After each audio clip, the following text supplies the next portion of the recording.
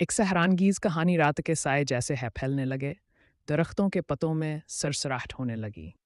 یہ کوئی عام رات نہ تھی، بلکہ وہ گھڑی تھی جب پریوں کیسر زمین پرستان کی حدود دنیا کے قریب آ جاتی تھیں۔ لوگوں کا کہنا تھا کہ جو کوئی بھی چاندنی رات میں جنگل کے سب سے گہرے حصے میں چلا جائے، وہ کبھی واپس نہیں آتا، یا اگر آتا ہے تو پہلے جیسان ہے رہتا۔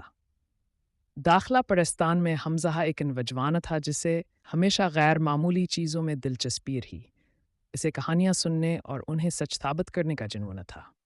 ایک رات جب گاؤں کے سب لوگ سو رہے تھے، حمزہ نے فیصلہ کیا کہ وہ ہنگل کے اس حصے میں جائے گا جہاں سے پرستان کا راستہ نکلتا ہے۔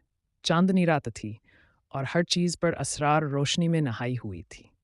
پر اسرار راست جنگل میں داخل ہوتے ہی حمزہ نے محسوس کیا کہ ماحول بدل رہا ہے۔ درختوں کے تنے پر عجیب و غریب نش انات چمک رہے تھے اور ہوا میں سنہری ذرات تیر رہے تھے۔ اسے یوں محسوس ہوا جیسے کوئی سرگوشیاں کر رہا ہو، مگر آس پاس کوئی نہ تھا۔ دل کی دھڑکن تیز ہونے لگی، مگر تجسس نے اسے آگے بڑھنے پر مجبور کیا۔ پرستان کا دروازہ کچھ دیر چلنے کے بعد حمزہ ایک کھلی جگہ پر پہنچا جہاں دو قدیم ستون کھڑے تھے، جن پر پرسرار نقوش کندہ تھے۔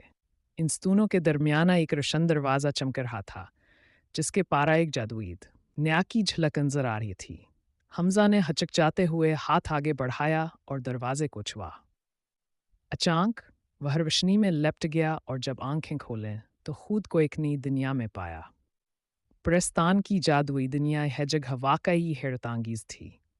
آسمان گلابیا و نیلے رنگوں میں رنگا ہوا تھا اور دو سورج روشنی بکھیر رہے تھے۔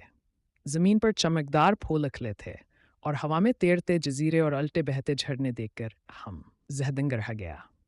خوبصورت پروں والی مخلوقات یعنی پریاں فضا میں اڑ رہے تھے اور مسکراتے ہوئے حمزہ کو دیکھ رہے تھے۔ پرستان کا عرض حمزہ اس جادوئی دنیا میں کھو گیا تھا، مگر جلد حیا سے احساس ہوا کہ کچھ ٹھیک نہیں ہے۔ پریوں کی مسکراہٹیں بہت مصنوع ایل گرہے تھے اور ان کی آنکھوں میں ایک عجیب سی چمک تھی۔ ایک دن ایک شفاف تالاب کے پاس حمزہ نے اپنا عکس دیکھا تو چونک گیا۔ اس کا چہرہ بدل رہا تھا، جیسے وہ ایک سیاور مخلوق میں تبدیل ہو رہا ہو۔ اسے احساس ہوا کہ پرستان کی خوبصورتی کے پیچھے ایک خوفناک راز چھپا ہے۔ واپسی کی جدوجہد خوفزدہ ہو کر حمزہ نے واپس جانے کا فیصلہ کیا، مگر راستہ آسان نہ تھا۔ پریوں نے اسے روکنے کی کوشش کی، مگر اس نے ہم تنہا ہاری۔ آخر کار وہ ہاسی دروازے تک پہنچا جس سے آیا تھا اور تیزی سے اس میں داخل ہو گیا۔